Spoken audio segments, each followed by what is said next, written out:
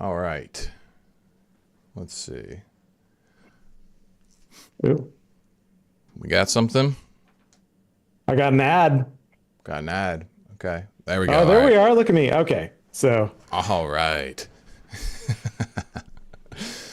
Welcome, everybody, and welcome, Giff. Yeah, so today we're going to have a fun conversation, I think. This is going to be about sexless marriages, dead bedrooms, and we're going to talk a little bit about how porn plays into this sort of stuff. And I wanted to bring on my good friend, Giff, and you go by what is it, Giff Lasta, right? I Online. do go by Giff Lasta. Okay. Yeah, I didn't want to My accidentally dox you here. my real last name is top secret. Top secret. Yeah, could we just get a feedback from the audience? The audio level sound all right before we get into it? I think it sounds good. I guess I should talk so that they can do. Is Mark or me, are we like, talking over each other? Anything like that? Good. Sounds good. All right, nice. Yeah, put the headphones on so there's no feedback or whatever. Oh, I don't have any. You don't need them, Okay. I don't think, unless people tell you you do, and then you do. Then I got to figure something out real fast. Yeah, so we're doing this very ruggedly here. I haven't set up the OBS for an interview in a while, so you should feel incredibly honored that you're the first person I've had back here. But I'm feeling it. I'm feeling it. yeah, but me and Giff, we've gone back a long way. You want to kind of super short nutshell get people up to speed with what you've gone through, what you do, and kind of how we've known each other. Yeah. No, I need to work on my elevator pitch here, but yeah, so about 7 years ago, I reached out to Mark and I was trying to quit porn. And for the first time in my life in 25 years, it actually worked. So that was a huge thing. That was one of his early programs back when he was working with NoFap. And yeah, it completely changed my life. It was my rite of passage into manhood. And yeah, it basically one of the things that happened after that was I was like, all right, I've quit porn. That means, sex in my marriage is going to be awesome. And actually, what quitting porn does is it lets you feel the pain of your own life, like feel very acutely how not awesome it is. And then that's the beginning of the journey. So after that, through a lot of Mark's coaching and some resources he put me in contact with, I worked on getting my marriage to a place where it's really good. So that's been quite the journey. And then I started out of my church, a group of guys, sort of coaching them, sharing them a little of what I'd gone through, and got a really tight knit group there. Helped Mark coaching, I think, Reforged Man Gold a while Yeah. ago, and Hmm. helped doing some coaching there, and then started my own Reforged Marriage program. That's basically helping guys who are in a similar situation to me. I never set out to do this to be like a coach or something. That wasn't an ambition of mine, but it just I had something to say and people really wanted to hear it. And all of a sudden, all these guys' lives are getting changed, and I'm kind of hooked now, to be honest. So Yeah. Yeah, you've been anyway, doing a lot that's of good work, getting the message out. Like, Giff's on X, and he's pretty active over there. So you can follow him at Giff Lasta, at Giff Lasta on X. And so, like, would you say now your main focus is on like helping guys like repair dead bedrooms? yeah. Although like quitting porn, it's kind of a hook, Yeah. right? Like the real work. Here's how I say it. I say it that my sex advice is marriage advice in disguise. And my marriage advice is masculine leadership advice in disguise. So it's Yeah. like multiple levels of disguises, but it's that's where the real transformation happens. Right. Yeah. And so like what have you seen out there since you've been posting on X? Like what's the kind of responses you've gotten in terms of like when you post around like sexual issues, dead bedrooms, stuff like that? Like how bad off are we as a culture right now, do you think, in that department? There is hunger for conversation around this. Now, there's a lot of hunger for rage around Mm. this. There's a lot of rage bait, a lot of accounts that just milk that for all that's worth. It happens all the time. You get this Reddit post, right, where someone's just like, oh, it's awful. My wife won't sleep with me, and fuck her. And it's just, and then people will just like commiserate and say, oh, just leave her, bro. You know, it Yeah. doesn't matter. You have 4 kids together. Just cut bait. You just can't do anything about this. I'm like, Yeah. actually, you can, believe it or not. And so yeah, there's the place that we are. There's just a ton of resentment. And I think the biggest thing, if you're to like distill the message down to the core, Athol Kay, who you recommended, I read his book a while back. That really opened my eyes. Right in the intro to his book, he was trying to get this idea that as the man, the buck stops with you, and that's not just like something to. I don't know if the. Your video just cut, but I can still hear you. Can you still hear me? I can hear you. Just I maybe see my video cut. That's quite a. turn your that's quite video off and on real quick. Yeah, let me do this. Let me try that.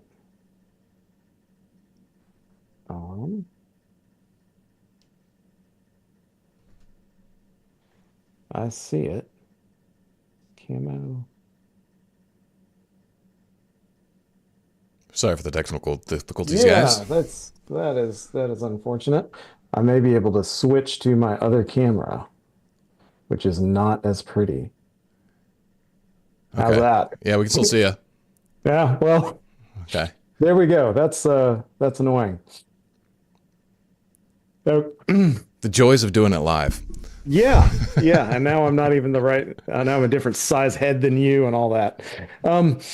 Okay, so yeah, I mean, he basically said that female sexuality is designed to respond to male sexuality, and so many things that we look at women and we're like, oh, it's all her fault. It's up to her. I mean, I'm ready to go and she's not. Right. That there is so much to female sexuality that is subtly responding to the way you've led. And that and what that means, that's not like oh, shame on you, shame on you. It's like, no, there's a skill set that you can learn that if you do learn it, you can get real results and move the needle. And that's actually an encouraging thing. That's not like oh, I'm always getting beat up kind of thing. Yeah, absolutely. And I want to get more into those mechanics in a little bit, but I think part of the big obstacle is just getting past the surface level conversation around this stuff. Like, I would say that someone first steps into this world, they want to start doing something about their, dead bedroom. And it's immediately like a blame conversation. It's like, whose fault is it? Well, on one side of the internet, it's like men suck. On the other side of the internet, it's like women suck.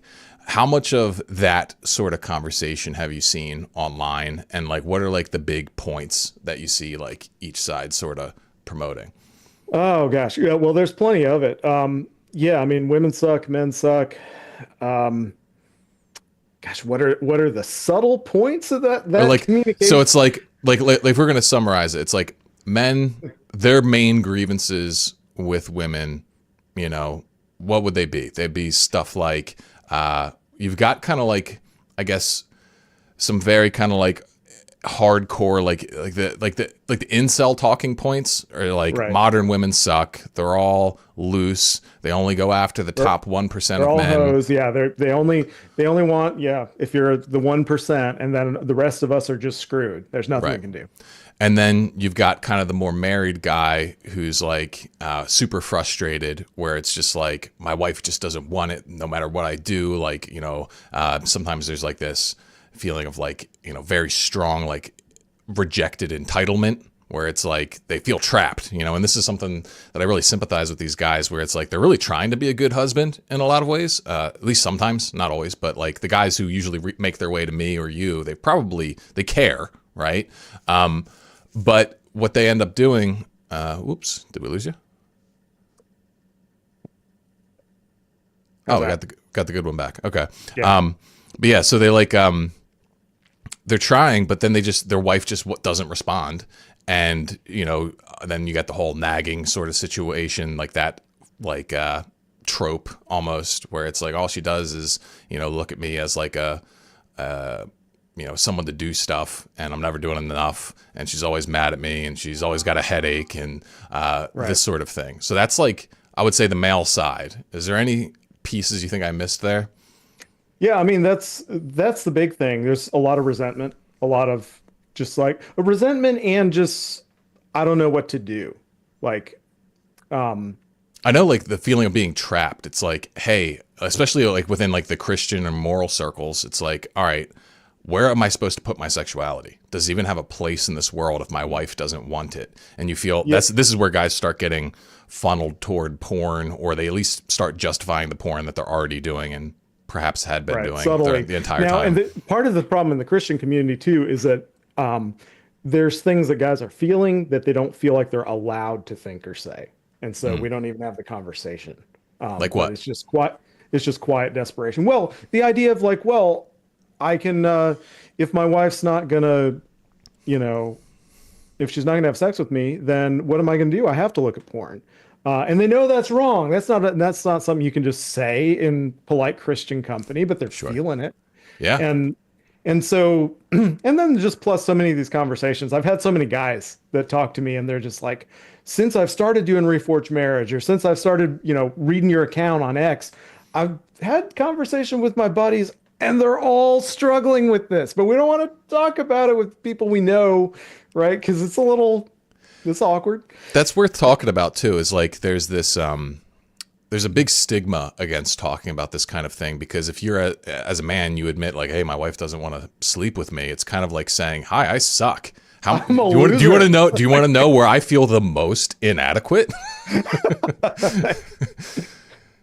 Well, right. And if you were the kind of guy who could just put that out there and not care, you'd probably also be the kind of guy that she was a little more into.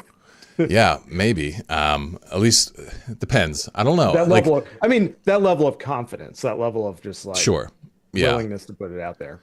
Have you in your work, like, I'm not up to date on like the stats around this kind of stuff, but how many couples would you estimate, like, they struggle with like intimacy, frequency, and connection and that kind of thing? Oh, I haven't done the science, right? But it sure feels like it's, I don't know. It could be as much as half, right? Yeah. It feels about like that. Like you start talking about this and guys get honest and you get a lot of hits, right? Yeah.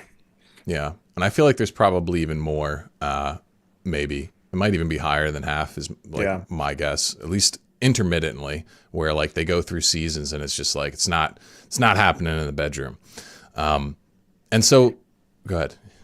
Well, and I was talking to a guy, just yesterday who may be doing Reforged Marriage, and he was saying actually like so much of his life looks really good. Like he doesn't like totally suffer. He's not stuck in the nice guy trap like so many guys are, which is a huge driver of this. But it was more of the deeper stuff, that like the ability to like hold yourself up with rejection and stuff. It's like he needed not the surface level stuff, but the really deep heart stuff. Yeah.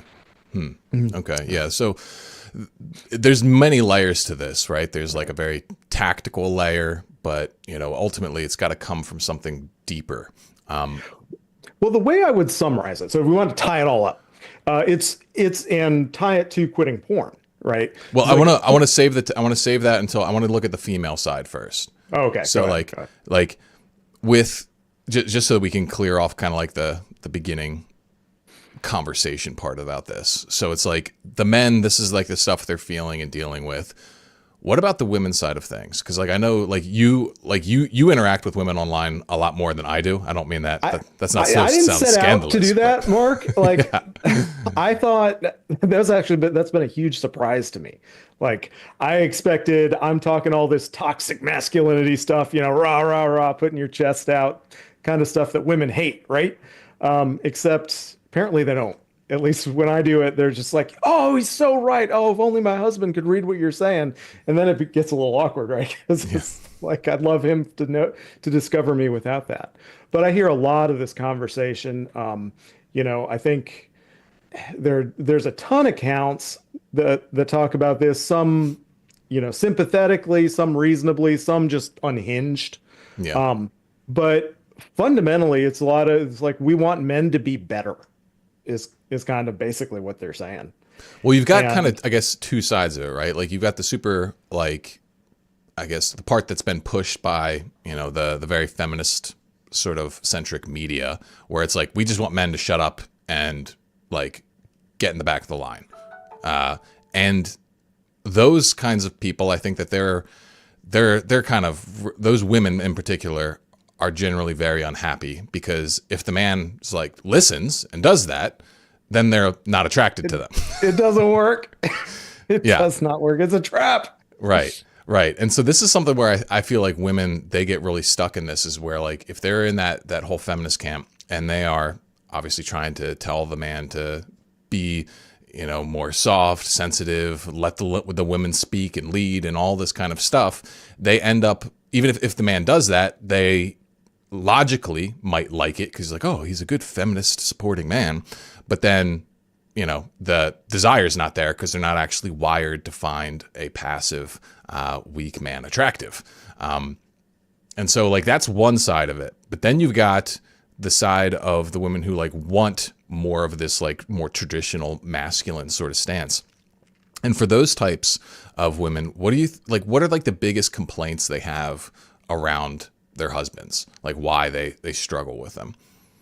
Well, I mean, a lot of it is that he's too passive, that he doesn't lead, that he doesn't, yeah, that he just kind of comes in and puts his feet up and just expects things to happen, and she just feels nothing about him. I definitely have, I definitely have that where you have the sort of wives that like read the stuff I'm saying and wish their husbands would like put it into practice because they're like, yes, I want this, I want this. I think there's trying to think of just the other things. There's issues with more trad circles around traditional gender roles as entitlement, right? Where it's like, oh, patriarchal, the man's the lead, which means he gets this privilege, this privilege, this privilege just for being a man. Yeah. And it's like, well, I don't know, guys. Manhood isn't about participation trophies and privilege. It's about earning it and like Right. building it so that you got something real that she can respond to. And so that's and I think a lot of them understand that, though they don't necessarily know how to articulate it in a way that a man can like helpfully integrate into Yeah. his life. Yeah. And some of You the saddest messages I'll get, like when women reach out to me, it's they're like, oh, my husband does this, and this, like, how can I help him? Blah, blah, blah. And like, the sad thing is you can't fix it. Like the woman can't fix this kind of situation. I've never seen it where a woman has fixed a dead bedroom by leading the process. It's pretty I much don't like always that got to be answer, there. Mark. To be honest, I hate that answer. I'm like I wish I could be more egalitarian on that because I hate anybody to tell anybody that they can't take agency and fix their situation. I agree, but I still have never seen it work. I haven't found it. The only times I've seen it, like what a woman can do is just really start raising the intensity of her unhappiness. And generally that's what they're kind of doing anyway. Right. Right? Like That's what their instincts are to do. It's like, It's this to is just- not cool. I'm going to right. raise hell. They shut down more, they pull away more. And ultimately what they're looking is for like the guy to do something. Sometimes the threat of divorce, that's like the ultimate one, or infidelity. And those kinds of things, like sometimes that'll spur a guy into action. And sometimes it's too late. I have guys that I work with where it's like they found this stuff while they're going through the divorce, and like, and it's all ending, and it's really hard at that point. But like, when the message is not received, it's really difficult because a guy, a lot of times he'll interpret the annoyance of the wife, they'll interpret her like withdrawal sexually and this kind of stuff as if she doesn't want her. And what do you think of that? Is that an accurate read, generally speaking? Yeah, like so you're saying the guy will interpret her basically shit testing as just pure hate. Yeah. Yeah, and I really do think that concept, like shit testing, or if we don't want to cuss, we can say frame testing. That's my term, which is pretty good. And it's The idea is that she's doing this, she's reaching out to feel your masculine frame. She's reaching out, trying to feel your strength, your steadiness, and she wants to find it. But and that's so many guys are in this position where they're like, well, just if she would just tell me what to do, I would do it. Right. And that's the one thing that she can't do. Right. Not just because she doesn't know or something, but because like that actually, if Defeats the she were to purpose. tell you, then she would not get what she wanted. Right. Like Because she by wants you. definition. Right. And so this is the core frustration of guys is this feeling of like she won't tell me what to do, and so I can't do it. And then it puts them in this position where they feel like they have no response, like they're helpless then. And it's entirely based off this idea that like I need to make her happy, right? Like this is my main goal is to make her happy, and she's got to be the one who like gives me the answer, right? Yeah. What do you think of that? I mean, there was a guy just the other day who was responding to one of my posts that went out. He's like, "Oh yeah, but try being married to one of these and it doesn't matter what you do, you can't make her happy." And I, I was like, "Are you making you happy? Right. Are you going after something you're excited about? Or are you trying to chase her affirmation? Because chasing her affirmation ruins it." There's another thing, kind of part of this discussion that goes around is the whole chore play thing. You're familiar with that? Like, oh, if he would only like do the dishes or something or contribute more around the house, then I'd feel more in the mood. That's the thing that guys are taught that's often in like Christian circles or just mainstream circles. That's a very Yeah. blue pill sort of take. And guys find it, especially guys who like first get into the red pill, if they're not dealing with a divorce, they're dealing with resentment for trying so hard around the house and it giving them nothing. It's like I'm doing the And dishes every night. every single night, and it doesn't work. Yeah. And it doesn't, right? Well, there is a way in which it can work, but it has There to be is. that they have to feel it. They have to feel that basically like the man's doing this because he cares about the overall order of the house and he's taking responsibility of it and he's doing it out of his own volition because he thinks this is what's best. Right. It's Right. like it's kind of like you're an looking at I the love you dishes- thing. It's like You're if looking at the dishes, you're like, I am not going to put up with with a sink full of dirty dishes in my house. No way. I'm going to take care of that. Oh, I've got a frazzled, stressed out, tired wife. I don't roll with that. And that kind of energy around doing things is very sexy. But if it's ever this like butler energy, then it isn't. And right. so the frame matters completely. It's everything here. Right. And so like if we're going to get down to the heart of like the frame stuff, here's my take on it and you can, tell me what you think is that ultimately a woman wants to be invited into a man's frame. And what that means is that this man, he's got a clear set of goals and desires. It's his highest conception of goodness. And he goes after it 100%. Like that is his highest conception of goodness is his mission in life. And a woman wants to feel like a man has that. He's doing that. And then she wants to step into that world and get to enjoy it. And the thing with this means that like anything you do, it needs to feel to her like it's coming from a place of true desire on your end. So it's like the difference between, saying I love you to your wife because you think she wants to hear it versus saying I love you to your wife because you actually mean it and you want to say it just for yourself, right? It's like, are you taking her on a date because she wants to go on a date and she's mentioned it to you? Or are you taking her on a date and making it feel like this is actually, I want to take you out right now. This is where I want to go. Let's go. It's like, whose agenda are you operating in? That means everything. I mean, otherwise she may as well write her own love notes to herself and have you, just sign them, right? Right. And that means nothing. That means absolutely nothing. And it's this idea. I mean, I completely agree with your conception of frame as it's like your goals, your longings, your desires. And what it means to hold frame is that you put that 100% all the time, even if somebody else is pressuring you to do something that fits with their agenda. If it doesn't fit with yours, you don't bend. but the thing about that is that it has to expand to encompass her. Right. So she needs to feel like the sort of things she cares about has a place in your frame, but it has a place in your frame. It's not necessarily on her terms, but you care about it on your terms. Right. And so there's actually a dynamic where asking your wife to do the dishes could be a turn on to her. And so a dynamic with that would be like, hey, like I want a clean house. Dishes aren't getting done. This is your job. Say it's like, guy's breadwinner, wife's stay-at-home mom or something like that. And it's like, what's going on here? Like why like trying to actually care about, like, you get her input, but it's like, this thing I think is important. What do you think? Give her space to give her part. Like, what they don't want is to be completely overwhelmed and domineered. At least not generally. There are some women who like that. They want to be completely dominated by a man, and generally, I would say they're not the most psychologically healthy from what I've seen. Right. And nor do guys like that. It's actually kind of it's interesting because I've been working on cover art for my book, and I'm trying to capture like masculine coded romance, which is really tricky because there's a lot of like romance imagery that's very female coded. And it's the idea, how is she looking at him? And is she just totally swooning? Like, guys don't like that.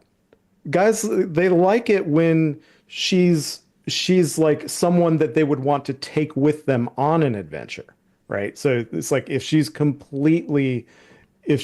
mean, they want her to be sexy, but if she's just like completely helpless, that isn't quite as compelling because that feels like she'd just be this like extra weight you'd have to carry, and she'd be constantly slowing you down. And so there is a sense in which, when you are leading, when you're like pushing things forward and your hands are dirty, then you can be like, honey, I need this, can you come over here and do this? Right. And when you do it like that, that actually feels sexy to her because she feels like she's part of your mission and feels close to you. She feels close to you, and the you is something she wants to be close to because it's going somewhere. Right. I want to, there's a specific image. Which one is it here? Trying to find it. I think they might have actually gotten rid of them. Do you remember the classic Star Wars poster where it's like Luke's got the lightsaber straight up and then Leia's absolutely. like... No, the artist for my book, I used that, both the Hildebrandt and the other one, as like masculine coded romance. This is kind of the feel that I'm looking for. Yeah. And like the point of this like thing that spoke to basically like the populace, but particularly to, young men, is this idea of like, all right, you want your woman to swoon over you, to like, like be there for you, be interested in you or whatever. You got to be a hero on a mission, and you got to live your life like that. That's kind of like the heart of like what Frontline Man, my current program, is really all about. It's like, how are you going into conqueror mode? And are you in that state? Meaning you are going after your goals 100%. And if you're not doing that, then everything else, it breaks down. Like any sort of expectation you have of her, or anything like that. Like, because if you don't have something important going on in your life, then to her estimation, it's like, well, then, yeah, my preference is most important. And so, well, yeah. And that's the thing, like they'll do it. Oh my goodness, they will do it. And they'll take the lead, they'll make the lists. There was a huge thing. I don't know if you saw that with Ty Romper, Tyler Todd, who posted some helpful marriage advice, but he said something about, hey ladies, make your guy a list so he knows kind of the pain points you have. And it was an innocuous enough thing to say. Blew up the internet. She shouldn't have to make a list. He should just be paying attention. And it was just like this avalanche of like 20 million hate views on this. So he like touched a nerve. But it is this idea where she will do this. She will be the default leader in the home. But she'll do it, and there'll be this like undercurrent of anxiety, and it'll be shutting her femininity down in a way where, kind of like men, when they go out there and they do it and they get in this conquering mode, we get a rush, right? We enjoy it because it keys into kind of our sex drive where our status drive and our sex drive are kind of hand in hand. I And would say the even more we, our biochemistry, like men are just equipped for just because of the testosterone and the way that it ties into risk taking, aggressive action, all that kind of stuff. It's like men are literally just wired better for that. Now, it's not to say that there aren't some hard driving women out there. I think there are. But even then, like if a woman's in that state, like she's the leader, they call it, what is it? Her being in her masculine. Well, then she can't be right, in her feminine. right, right. And so, when we're going out there and we're on the front lines, it's even like video games, right? You're sitting around, you want to relax. What do you want to do? I want to play Call of Duty. I want to be out there fighting, imagining fighting.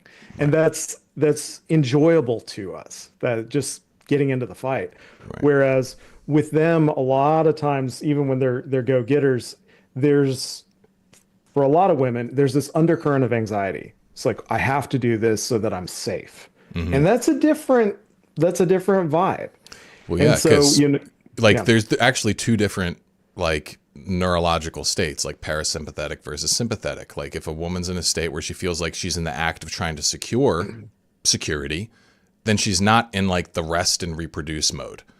And right. so it's like there has to be like Jack Donovan, who wrote The Way of Men. He has a great way of putting it where it's like the men they secure the perimeter, and then once the perimeter feels totally secure, that's where a woman can kind of thrive, Right. and let her guard down and then move into that relaxed state, which is required for female arousal, generally speaking. Right. There's a teal swan, I think, says you're the shell, she's the pearl in that analogy. It's the same idea. The psychological term that I don't really like, but Mark, you can tell me if you have a better word for this because I need it for the book.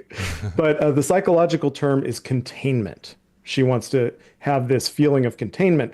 Problem is, you say that to a normie, and it's just like, what is she, a bioweapon, right? Right, that needs to be contained. But it's this idea of both safety, where you're safe from things, but also grounding, where you can brace against to then flourish, like a vine on a trellis. That the vine can just branch out and do all sorts of crazy things because it's grounded in the trellis. Yeah. And I don't really have a word that captures all that. I'd have to think on that, but that's a good question. That's an actual psychological term they use.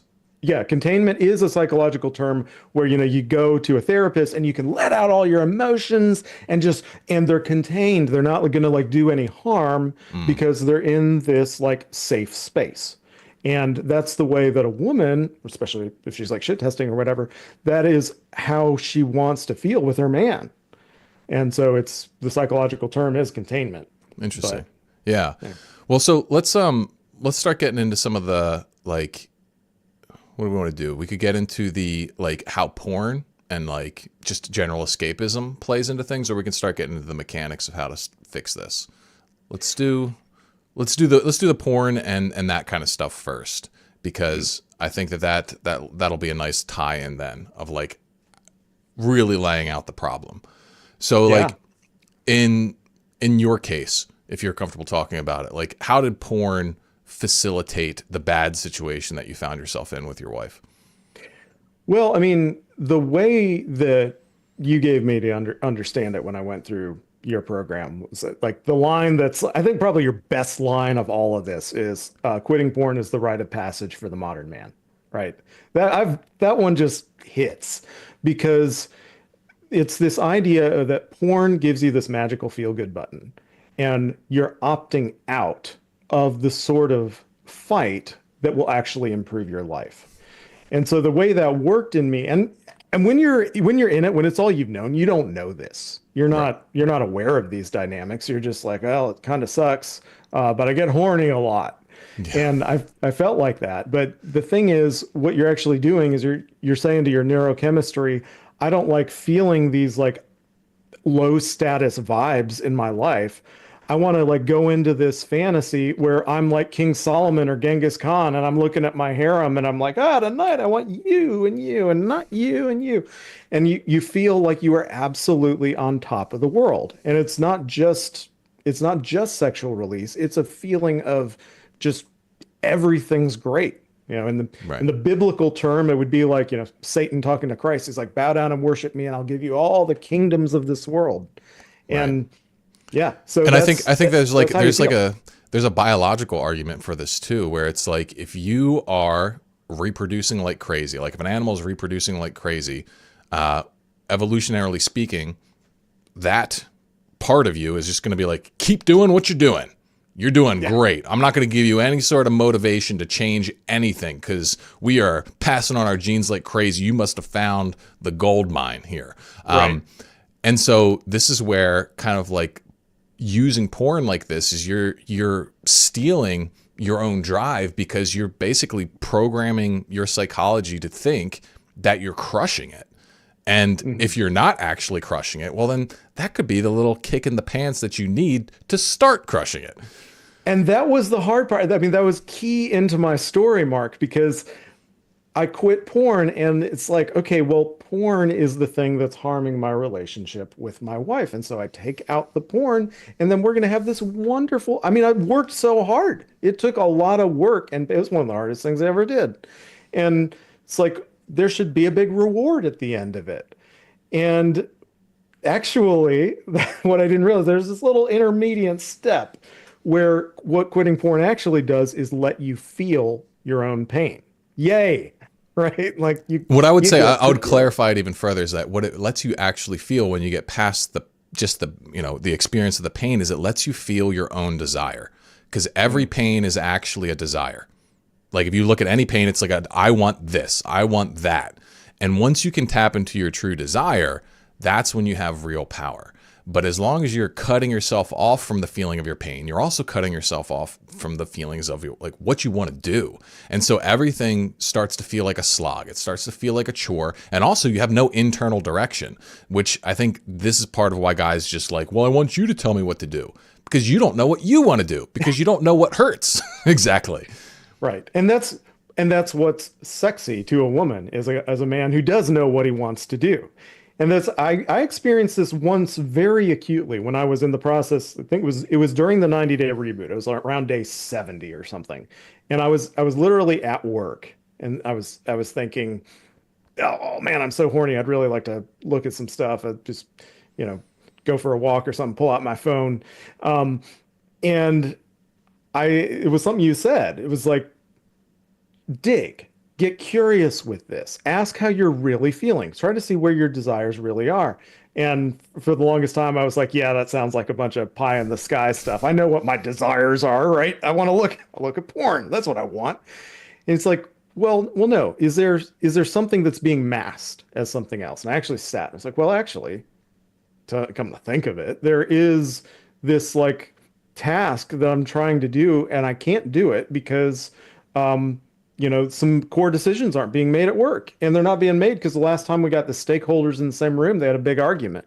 And so, in order to do that, we're going to have to resolve this interpersonal thing, which will take getting resources and getting buy-in and all this other stuff. And it's like, as I sat and thought about it, I was like, wow, it makes sense that I'm feeling antsy and anxious and stuck because I am. Right. And my problem isn't that I'm horny and I'm not looking at this. My problem is I actually have a problem. Right. And that's a big thing for guys to uncover. I think just in like in the marriage realm, but just in the personal realm, is to realize that if you've got a porn habit or a gaming habit or something like that, you might think you're just so horny all the time, or you're just like addicted to video games, when in reality, a lot of that stuff is more of just like you're in pain and you're processing it as a craving, because that's what you've trained yourself to do. And so it's like when you can stop doing that and you can start getting into the core of what you actually want, well, then you realize, actually, I don't want porn, like you said. And this creates a distinction between like false sexual charge and authentic sexual charge. Because, Right. One of the things that, I think you've found out through, our work together is that actual sexual charge can be transmuted. Like that's right. like, it's not too hard to transmute that, but you couldn't transmute like that stress into something else other than working on that task. Other than dealing with the stress. Like, Yeah. that's the only thing. Right. Yeah, no, that's absolutely true. And and I found, and this is like a core thing in my book, as I'm talking to a more Christian audience here, is that distinguishing between those things is very important because there's too much in the religious sphere where guys are like demonizing their authentic sexual charge. Hmm. That this is actually good energy you want to capture and be able to, direct towards goals. Yeah, And guys think that like if they get horny, it's lust immediately. right, right. I went on the beach and there was this, girl tanning in a bikini and lust. Yeah. I'm so bad. And then the like the secular flip side of that is that guys they think that like anytime they feel a sexual charge, they got to get it out. They got to get rid of it. Right. This is just like the meme is like, oh, I gotta get the demons out of me. I gotta get all this energy, make it go away. And I find that kind of fundamentally emasculine where you're saying it's a bad thing for me to feel my sexual charge. The only Right. like it's only okay if I can make it go away. And no, you can learn how to hold it, be present with it, and actually transmute it. Because that's what the male sex drive's for. It's either for having sex or acquiring status so that then you can have sex or meet or even take it further and sublimate it to a higher goal. And I think that that's very important once you start putting in the reps with this stuff. And this is true with quitting porn. It's true with the guys like I deal with the sexless marriage stuff. Is that when you're feeling a craving, when you're feeling this sense of longing and lack around this and what I actually want is the feeling of being that guy who can like capture this and run with it. Right. Because the idea, particularly, okay, on the married side, you're like, oh, I just really, really want sex and I'm feeling down. I'm feeling gloomy and grumpy and I'm feeling like sex might make me feel better. Right. Well, even if you take that with and like bring that energy to your wife, and even if she consents, like, okay, it's going to be crappy. It's not going to be great. You're not going to get this just elated experience because you're not stepping into being that guy who can take this energy and run with it no matter what he's faced with. Right. Right. Exactly. So let's start talking about how guys can fix this situation if they find themselves in it. So like, zooming it out at like the high level process you bring guys through, what kind of major like steps need to occur for them to like repair a dead bedroom? Well, yeah, I mean, we sort of go outward to inward. Start out by just talking. Well, first of all, just accepting the idea that you can do something about it. Because some guys are resistant to even that because Yeah. they don't want to feel guilty. They don't want to feel blamed and stuff. But there's a trick there in that there's like actual power in blame. Because you blame people who at some level you think are in charge. Right. And so, if you embrace being in charge, then all sorts of things open up. Right. But so we start with that, then we go towards like, okay, what do women find sexy about men? Like, what are they attracted to in men? A lot of guys don't know. It's really crazy that like we're pretty sure what we're attracted to in women. That's obvious to us. And then, there's some guys who really figured it out, but a lot of us don't. So we look at some of those things. So would that be kind of like, introduction to like red pill style, like gender dynamic things, Yeah, that kind of like thing. hypergamy, basically? Well, right. And actually it's interesting because I call them like the four, archetypical masculine virtues. And I actually got this from Mystery, right? He had what he called five displays of high value. I took one of them out and ran with the other four. He had pre-selection by women, leader of men, protector of loved ones, successful risk taker, and willing to emote. And I took out There's the crossover there pre-selection. probably with King, Warrior, Magician, Lover too, with all that. Yeah, you could probably like match those up, I imagine. Yeah. But it's like these are the sort of things like are you I changed willing to emote to wielder of passion, right? Can you Sure, I wield like that. passion? Can you take risks? Can you lead and do other men admire you? And are you strong and can protect and take, ownership of those around you. And if you, there's like a million things you can do that indicate that and signal that. And a lot of times, like women talk about getting the ick, right? It's like, oh, he was great and we were hanging out and then he did this and ooh, it gave me the ick. And almost always this like ick is related to one of those four things. He did something that signaled to her, ooh, he's not that. Right. Right. And I would say it also probably lends to the confusion too, that like what women say they're attracted to is not necessarily what they actually are attracted to, at least in terms of popular discourse. That's a really tricky one. What I give them a little bit of the benefit of the doubt on that one, Mark. It's like a woman will say something, well, I want a man who's just really open and honest about his feelings. And what's going on there, Mark, is that word, I want a man who, blank, that word man in that sentence is doing a lot of heavy lifting, like for her. She's assuming all these other things in that word man, who nevertheless, after being strong, after being leading, after taking risks, all that other stuff, who nevertheless draws me in and is willing to, open up. Share the passion, right? Right, What she right, doesn't, right. and so if the man's feeling whiny and complaining, is she interested in that? Not so much. Not so much. And Yeah. and so that's the thing. It's like, and the way I put it is like women are wine tasters and not wine makers when it comes to manhood and masculinity. They've got a good palate for it, but they don't know the process to build it. Yeah. And so, we can go to women to like, it's like with you could use an analogy with machine learning, right? You have your training data and your test data, and never the two shall meet. You got to keep those separate. So you can use the training data and then you separately go do the test data and see how it's doing. And so I'd say female sexuality is our test data. Yeah. We can, you have to deal with the actual reality, biological reality there. But the training data, that's the purview of us men. Yeah. And so like, we should probably talk about hypergamy because that's a part of things.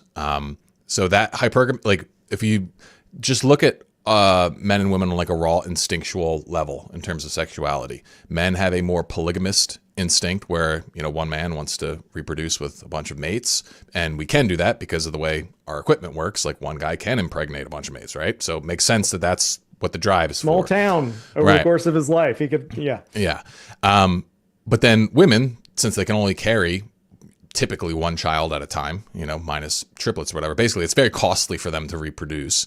Yeah. Instead of trying to get a lot of mates, they're driven to try and secure the best mate. So they're attracted Right. to status, where men are primarily attracted to signs of fertility, and potential motherhood as a secondary kind of thing. So like what basically, this the whole meme, it's like the high status man sort of thing. And so when you, I imagine you have to kind of baptize guys with this sort of knowledge. How does that tend to Right. hit them when you introduce this? Well, I mean, gosh, there's this one guy, Chad, that I did a conversation with, I posted a while back, and he had a story like this. And the words that he used to describe it is the death of unconditional love. Like that's how he processed it. And it was like, it was a loss. It was a grief. Like she's not going to just love me for whoever I am, however I am. Like I have to actually be this like high value man for her to feel any of these feelings for me. And it was just a huge blow. And the guys can go through a cage phase about it. It's like, I thought women were sweet and wonderful and instead all they care about is, my status. All they care about is that, what they can get out of me. Well, the difference though is like love is different than sexual desire. And that's kind of the part where guys will get stuck. It's like, oh, well, my wife doesn't love me unless I'm this high value man. It's like, well, no, not necessarily. She might love you to pieces, but she might not want to sleep with you. Well, and there is this sort of thing where if you're trying to build a marriage, you have to have structure in it. You have to have an actual foundation or the thing falls apart. And you can want the marriage to succeed all you want, but if you don't have these structural things, it will not. And so in a sense, for the guy to say, okay, well, the way I build myself up is absolutely foundational, and other people's thriving depends on it, and I just embrace that. Right. That's sort of boyhood manhood thing right there. Right. Right. Exactly. So, you've got through, I think we got the second step where you kind of explain like what women are attracted to and that sort of thing. So what comes after that? Then we jump into family leadership, right? So which is kind of expanding one of those, archetypes like leader of men, but a lot of times this is a really important one because it's the one she's encountering day to day in the home. Plus, guys often don't have a good vision for this. It's like either this patriarchal thing where it's like, okay, I go to work and come home and her domain is the house. My domain is the work. Her domain is the house. And what I really try to, you know, what I really try to get guys to see is that a leader, a captain of a ship, he doesn't have, oh, I do captainy things. I go into my captain's chamber and I, think about the navigation of the ship. And no, the captain knows about everything. It's like everything down the line is fundamentally delegated from him. And then he trusts people to inform him of things. And if you have this more captain mindset around housework, this whole chore play stuff, around the things that it depends, this can be an absolute game changer with guys. But they haven't been thinking about these things. They've sort of just completely seen it as the domain of their wife for forever. Yeah. And so that's a huge one. I know that you had a big transformation in this area in relation to like how your house is run and how like you interacted with your kids and your wife and that kind of thing. So like, give me like a little snapshot of like the before and after of like when you started making this shift. Yeah, there's a lot of a lot of things. I can give just a really quick one. Um, it was like more recent than I'd like to admit, but we were about to go on a road trip, and I was driving home, and I was thinking, oh, okay, I should call my wife and see, does she want me to fill up the car, right now, or do we want to fill it up in the morning on the way out? Is that something that a captain would ever say? Right? Right. Or would he just say, I think I'm gonna go fill up. I'm not gonna like my Right. first officer ask him whether we should like Yeah. I can just do it. It'll take 5 minutes. Right. And so, just that kind of thing where you're just doing things. And then it was women talk like in these more feminine circles, they talk about things like mental load. Um, and right there, that was a case of I didn't put the mental load on her. Or another way of saying it was I decided to show just a little bit of leadership and ownership. Yeah. What So about with that's one your example. sons? I like that example a lot, but I remember you like I think if I'm remembering correctly, it's like you like started doing like projects in the yard with them, like started like actually like looking at the way that you interacted with your sons like a in a different way. Is that accurate to say? Yeah, no, I mean, the idea that I'm setting goals Hmm. and there are these projects that can happen and I'm just doing it and I'm getting buy-in from my sons without trying to like necessarily go through my wife. And then she can just like relax a little bit where it's like, honey, why aren't the boys out here with me? Right? Like, Yeah. not that you can't, get her help with things, but the very idea is that if she wasn't here, this ship would still be going somewhere. Yeah. And so there's a million different projects and stuff I'm doing, getting vision. That's actually in the course. That's the assignment for module 3 is do a house project that is not a honeydew project. There you go. I want it done, so I do it. I And like then that. just notice, does she notice anything? And that's a, a little thing on this is kind of cool. Um, Women are attracted to men in motion. This is you've probably heard this stat. It's like, oh, this is one of the black pill, all women suck kind of thing that men say. It's like you get a bunch of guys' photos and get women to say whether or not they're sexy, and they think almost none of them are. And it's like, well, yeah, guys don't look sexy when they're like smiling all dorky for a camera. They do look sexy when they go out there and they split wood and they're like doing some like carpentry project or then they're forearms are engaged and she's seeing that little dimple there and she's like, ooh, Or what even would just that like, you do know, it's with not even me? just physical stuff. Like you have a guy, just picture of him sitting in a chair versus a guy on stage in front of an audience. All of Right. a sudden, he's going to be much more attractive, right? And so the assignment was to like find some project that you care about. And Yeah. if you don't care, look inside and see if you have it in you to start caring about something. See where your desire and passion goes, do it, and then just casually notice. Don't ask. Don't ask, but casually notice how does she respond? Yeah. And a lot of times women respond really well. Yeah. I can imagine. So, okay, that's awesome. So you got to get, start doing some stuff, right? Take some Right. charge in the house, particularly. And then what do you get into after that? After that, we talk about the women's side. So it's like, okay, we talked about how is she attracted to you, and then the other picture is what has to happen in her for her body to release sexual desire. So, and that's kind of a different thing because so she can think you're totally attractive, but from the women's side, their body won't release it unless she feels healthy, Hmm. unless she feels like safe within herself, unless her cycle's lined up. There's all these things going on in her, and there's a certain way that we can engage her. So this is sort of a little bit of gaming, right? Where you're like doing the push and pull.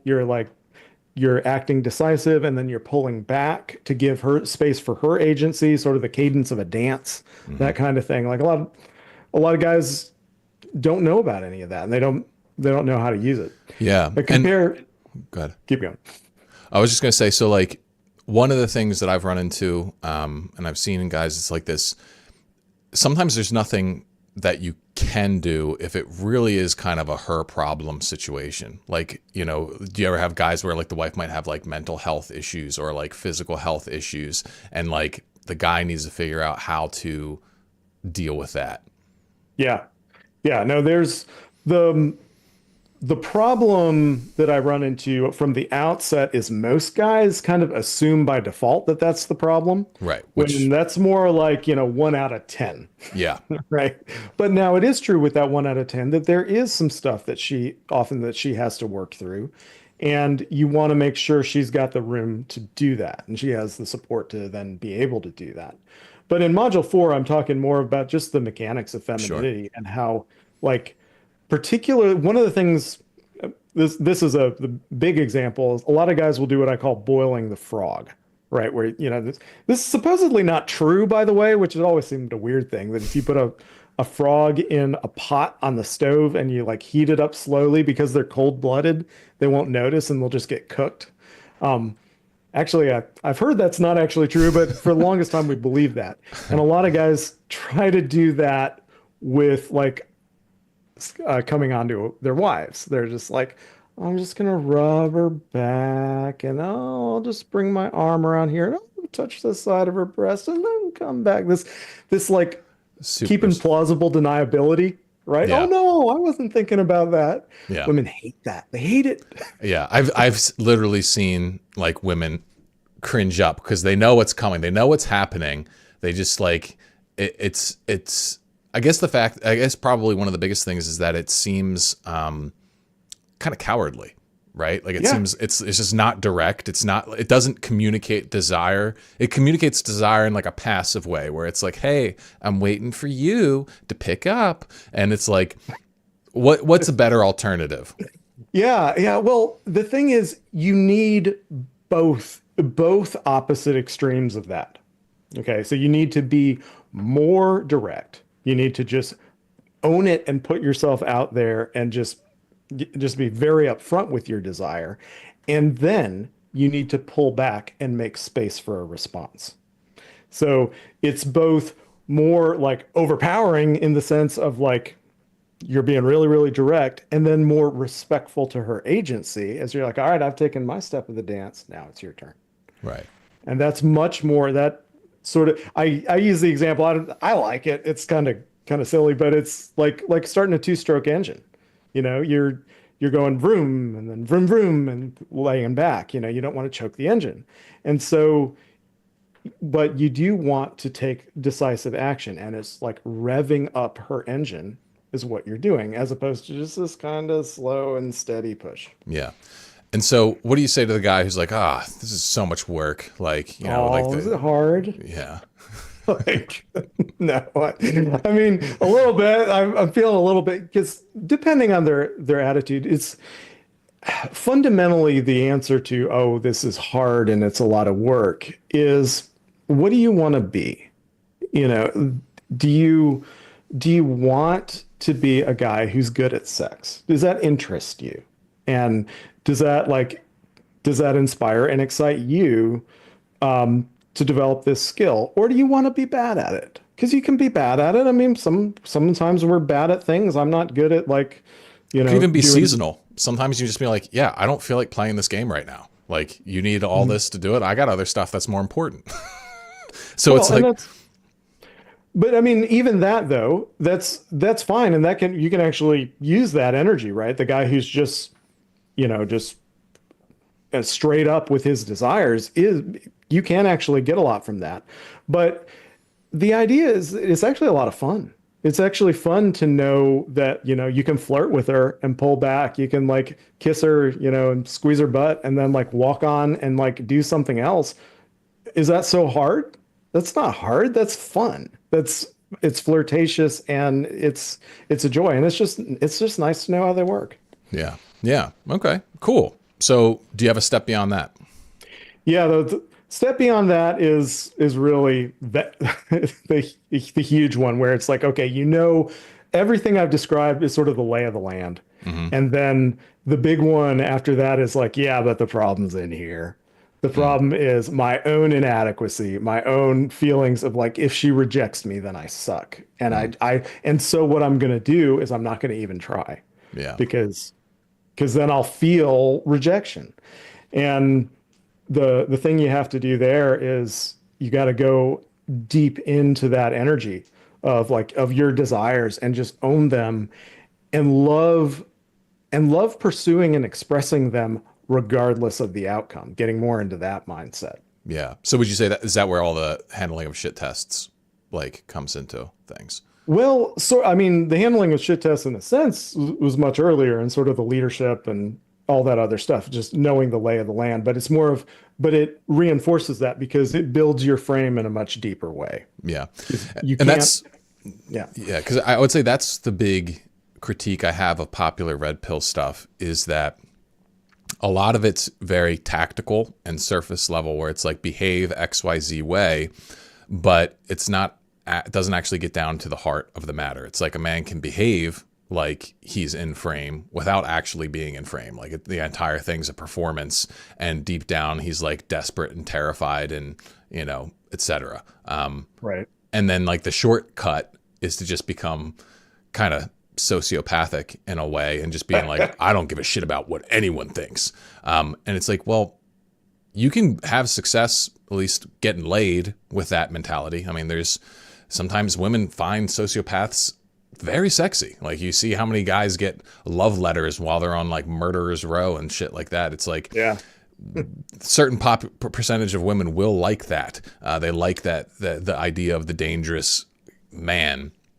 But if you're looking for a marriage with a woman that you love and that you want to feel loved by, something deeper has got to be happening there in the frame department. Yeah, well, and that's really, I mean, Athel hit it straight up right back then. This is a quote I love from him is that the only difference between the pickup artist in the bar and the married husband seducing his wife is that the pickup artist can be lying about it, and the married husband, it has to be the truth. Other than that, they're the same. Yeah, and that's true because you can't when you're in a long-term relationship with a woman, she just knows you inside and out. Like she knows when you're full of shit and she knows when you're like being 100% authentic. And even I think Rollo Tomasi admitted at one point, he's like, yeah, married game is game on like hard mode. And it's like, yeah, well, it's the difference between a lie and a truth. Like right. That's harder. Right.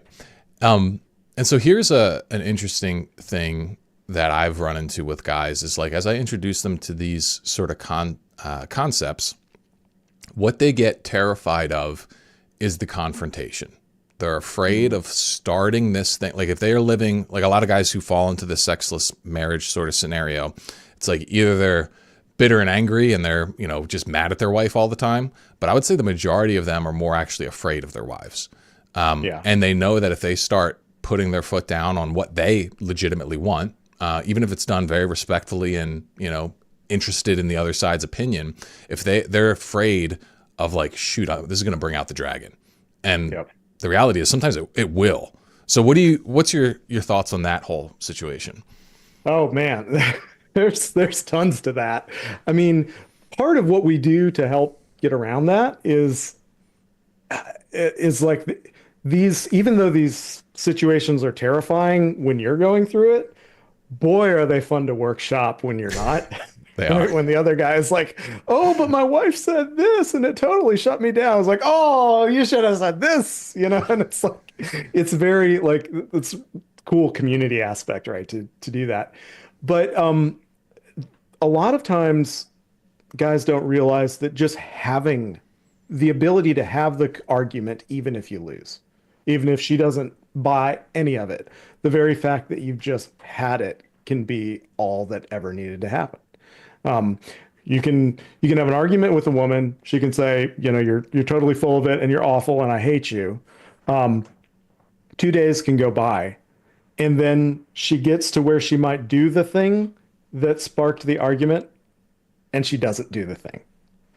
And the question is, do you need her to come to you and say, I'm sorry, you were right and I was wrong? Or can you just be cool? It's like, I did what needed to be done. And that's an internal thing. What I think it is like ultimately she needs to know whether she can sway you away from what you really believe.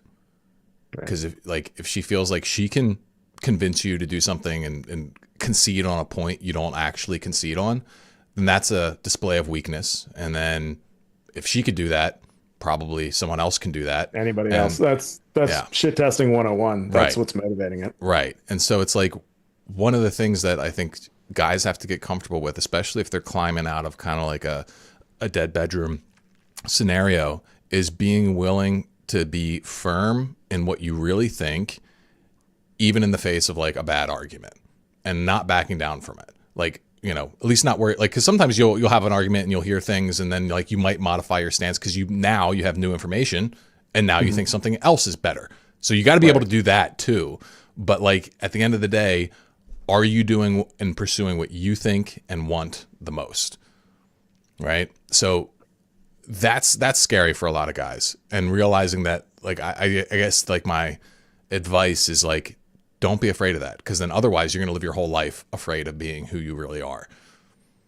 Yeah. And I mean, that's really, you can think that has something to do with her, but that's all about you, right? That's all about your confidence in yourself, where it's like, okay, maybe she's mad. Are you okay with her being mad? Like, where you're okay with yourself, where you think like, I'm still, even if she says that I'm a bad person, I still don't think I am. I think I'm all right. And if you don't, we talk about frame, if you don't have your own opinions of yourself that are honest and are keyed into truth, then you're going to be much more pulled into her saying, you're a bad person unless you compromise X, Y, or Z. Right. And so this someone, Aculin in the chat said that fear is the difference between always negotiating for her desire or becoming desirable. And I think that kind of gets down into the heart of it, is like, yeah, like the woman's trump card in an argument is like, oh, you don't do what I say? Well, no sex for you. And so how comfortable does a man need to be with being able to be like, fine? I mean, it's everything. It's everything. I mean, this is what all this conversation, quitting porn, fixing a sexless marriage, both of these are ultimately talking about your own mastery over your own passions as a man, and mastery and integration of them, where it's like, oh, my sexual desire, it's something I can channel into anything that I want to do and just go all out, and I'm cool with me. And if I'm needy about sex, That's going to lead to a sexless marriage, and it's going to let you be manipulatable in those moments. So it's actually, I mean, it's actually the reverse. You think, oh, she's going to withhold sex from me if I don't do what she wants, but I mean, so many guys are like, I've heard it again and again. It's like one week I just was tired of taking it and I didn't even care, and I just was irritable and stood my ground and didn't care. And then all of a sudden she's throwing herself at me. What's going on? It's like she's rewarding bad behavior, and, and it's a thing. Well, because it sets the frame of like, oh, instead of being like, oh, you don't get this, it's like you as the man saying, well, fine, you don't get my sexuality. All right, you're the Right. one missing out. Like I'm good. Like I'm fine. And Well, like, that's a huge difference in the concept of in the whole frame around sex and like trying to get guys, especially if they're resentment or they're resentful of their wives for withholding sex. Like, what if you felt sorry for her? What if you felt sorry for the fact that they're not able to, she's not able to express her sexual desire? It's just lying dormant and dead and like not given any water or whatever. Do you feel sorry for her? It's like, guys are just thought never occurred to me. And, but actually, because female sexuality is responsive, she is actually able to feel desire based on you. And so you right. break out of this scarcity mindset around, oh, I have to do it so she'll give it to me. It's like, no, no, no. I'm going to awaken desire in her so that she can have a great time. Awesome. Yeah, exactly. Exactly. So, guys, if you got any questions that you would like to ask Giff or I, go ahead and put them in the chat. But yeah, any final like thoughts or anything you want to leave our audience with here today? Well, we're going through the different stages of this, and I'd say, the thing that we truly end in at the very end is like, what do we do if we do all of this and we're not seeing the results in her that we want? And that's this vision where you truly become outcome independent and you are committed to yourself and pursuing your own longings and desires and everything, regardless of the speed at which she adapts.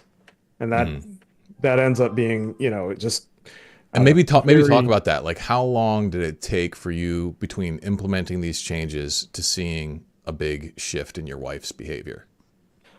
um I think, there were some things that changed very quickly, and I think almost all the guys see some changes immediately as they switch stuff up. But for the real stuff they're really looking for, it can take time. It took me honestly, it took me a couple of years. It took like 2 years. Um, and there was a lot of testing with her, like long-term testing, like where she's just like, is this real? Is Right. this actually something, or is this just something he's doing for a little while and then he's going to go back to that? Because I don't want to like open myself up and lean on something that's just going to collapse on me. My heart can't take it. And Right. if you've got like 20 years of marriage behind you, where, she's going to have to, uh, she's going to have to adjust big. And then also, I think grieve. That was one thing that really shocked me was that her initial response was anger to me becoming better. And I Makes thought, well, sense. that's crazy. Like, why would you be mad at me for improving? And she's like, no, no, no. Like, now I see how it's supposed to be, and I see that you gave me 15 years of that. It's like, I want a refund. I want those 15 years back. Can I get a refund, please? Yeah. Oof. And thankfully, in that moment, and this is the ethos I try to teach the guys is, you know, honey, I want a refund too. I would do anything to go back in time and give you those years back. We deserve those years back. I can't do that, but what I can is I can make the next 15 all they should have been and more. And that's what I want to do. And I'd love it if you want to join me. Yeah. Yeah. And that's powerful. It's hard because, like, one of the things I saw you quote me on recently was like, sometimes like women, they need to build this trust. And it's like the best way to build trust is like with results. So it's like, you Yep. can't go in this with like a short-term tactical mindset. Like if you really want it to work, like long-term, like you actually have to change. And the good thing is that all we're asking you to be is the best version of you, the man that you actually want to Right. be.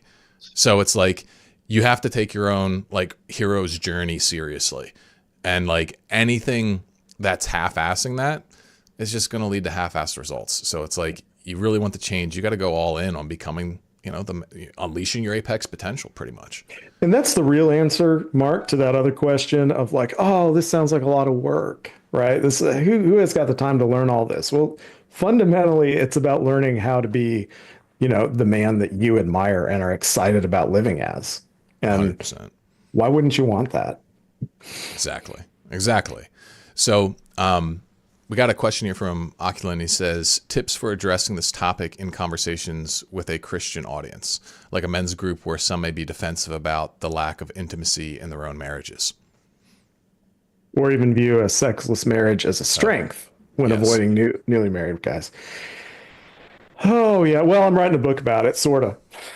It's targeted towards more high school and college age guys, but there's a lot of resistance that you'll run into in Christian audiences where they've kind of sanctified this whole idea of being passive. That's like, oh, I'm going to be really spiritual and wait on God, and just endure things. And that's not actually a masculine ethos. And if you actually look at the saints of the Old and New Testaments right there in the Bible, they're not like that. They're just not like, if anything, they're like too far in the opposite direction where they're just like shooting their shot and throwing it all in and doing crazy stuff. And in the Bible, God's like, I like the spirit. I like the spirit. Here, we'll just turn you in that direction and now go all out in that direction. Right. Like the lukewarm, or like lukewarm's the bad place to be. You want to be hot or cold. Yeah. Yeah. And so that really freeing up guys to like embrace that part of their fire. And even I think another thing that you said a while back that really stuck with me, I stole it, put it in the book. And that's the idea of playing games with God when you're trying to figure out, God's will for your life.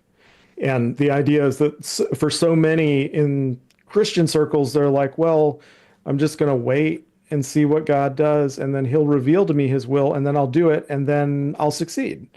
It's like, no, actually, failure is often part of the program. So you got to, before God, put yourself out there, shoot your shot, fall on your face, see what God teaches you through it, get up, go forward, and do that agile iteration on It's that. like And ping pong. yeah, and that's spiritual. Yeah. That's like, yeah, God's like serving you something over the table, and you hit it back, and then he serves you another one, and you got to dive, and it throws you and upsets you, and you even miss it or whatever. And it's that kind of engagement. It's not this passive here. You just tell me what to do. He's training you. He's building you up. He's throwing stuff at you and seeing how you react. Exactly. And in particular, if you find guys are getting like defensive about this thing, like the way that I would approach it is like first frame it as like a common problem. And if you can speak from firsthand testimony, like if you admit to it being a problem, it's a lot easier for them to hear.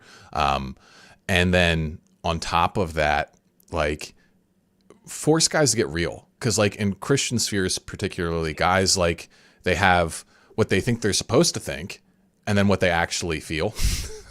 And it's like, a lot of times they'll use that intellectual, spiritual, pseudo-spiritual, I would say, level of to basically repress their actual desires. And the reality is that, okay, you guys want to have better sex lives? Like almost all of that, like 99% of guys will. You'll eventually run into like those super saintly people who like, no, I'm like, we're married, but we're chaste because we've decided to give ourselves to God. And like, I don't even know if that makes sense theologically, but whatever. There's people out there like that. They're in a different place. Most guys, what they really want is a hot sex life with their wives. Like that's just, and if you just be real with dudes in these scenarios, sometimes it's deeply refreshing. It can be like a bucket of cold water on them. But once one or two guys start to open up, usually it kind of snowballs from there. Well, yeah, and that's true. And knowing, I mean, some of the things that they're actually really surprised is these desires that they're repressing and they feel like they shouldn't say, that actually their wife is suffering because you've been repressing that desire. That desire is designed to push you, to give you pain so that you move forward to the better place that both of you are going to thrive at. Yeah. And And so it's like the naughty thing that you feel like you're not allowed to say, that was actually where the truth was hiding. yes. And you got to be, there's a little bit of part where you got to be careful with that, particularly if, you have pretty significant porn use, in the sense that you can get your desires distorted through porn, like weird fetishes, or maybe not even weird, but just like, feeling like, oh, I need to have a girl who looks like XYZ. And that kind of stuff can really cloud what your true desires are. Like, you can feel like, oh, the only way I'm gonna be happy in life is if I get a girl with a certain size chest, or, only does, like, performs these kind of sex acts or whatever. And I would argue that if that wasn't really the case prior to your porn use, then it's not truly authentic to you. And so in that case, like, if you want to get down to the true, like, your true sexuality, you're going to have to remove porn, keep it out of your life for a while to really reconnect with your authentic sexuality outside of, like, how it might have been inflamed or distorted by porn. Yeah, that's absolutely true. And then even the things where it's like, okay, this is something that I authentically sexually desire. That's not like immoral, but she's just not into. And what do I do with that? How do I deal with that? The reality is that you can make good things into idols. I mean, if you're talking more from a Christian standpoint, it's that even something good, you're not going to have it if you make it God, if you make it your highest conception of goodness and just go after that, rather than let it be sort of your desire for it be an expression of a desire of something deeper. So you got to set it free. It's like you got to kill it to actually have it. And I've definitely experienced that. I've seen guys experience that. Like, the man who has the kind of sex that you're longing to have doesn't treat having that kind of sex as his everything. Right. And the best kind of, like it, and you learn to like notice the mental pattern in yourself. It's like, wow, if I engage my wife sexually right now out of this mindset, it will not be good. It can't be good, because Right. I'm being all vacuous. I'm just getting all tilted and hyper focused on this one thing, rather than I'm free to explore all sorts of things with her. And oh, hey, we want to explore this. Yeah. Yeah, 100%. I think that's very true. And dealing with the fetish stuff can be tricky for some guys, but generally speaking, the answer is simple. Just like, stay away from the porn for a while. And then often what you'll find is that you're actually looking for something else at the bottom of, a fetish. You're looking for some kind of emotional connection or fulfillment or sense of worth or whatever that you can fulfill in a different way. Well, So, and one of the things that you say in your content is like, key in on the feeling. It's like key in on the feeling, and key on you can use the idealized after moment, mhm, where it's like you've already had the thing that, oh, if only I had this thing, how would you feel? And what you end up finding is that that feeling can be pursued in a lot of different ways. right, And your life may even be being held back because you've considered this one fetish or fantasy or whatever to be the only way you'd ever feel that way. When right, you can feel that way at work, you can feel that way in your hobbies, you can feel that way at life. And it frees you up. And it also happens to be the best path, you know, to actually encounter these sort of things in sex, or that sort of feeling in sex, because it becomes congruent with the rest of your life. 100%, 100%. Well, awesome, Giff. I really appreciate you taking the time to chat with us here today. Go ahead, plug your stuff. Where can people find you? What should they keep an eye out for? Yeah, I mean, just Giff Lasta on X, and we're starting Reforge Marriage again on Sunday. So Ooh, just nice. hit me in the DMs. Like, that's the quickest way, and I can get you set up if you want to join us. Yeah. Awesome. Definitely follow Giff. He puts out awesome stuff. I know, because a lot of it's stuff I agree with and sometimes even taught him. So he's got plenty of his own original stuff too, which is really good. And if any of you guys are looking to really focus on the habit change and lifestyle change stuff, like not so much the marriage, well then, check out the link in the description and check out my Reforged Man program. But yeah, that's pretty much what we have for you guys today. Hope you enjoyed it, and we'll hopefully get you back on here sometime soon too. Let's do it again, man. All right. See you on the next one. All right. Peace, everybody. Thank you. Ooh, yeah.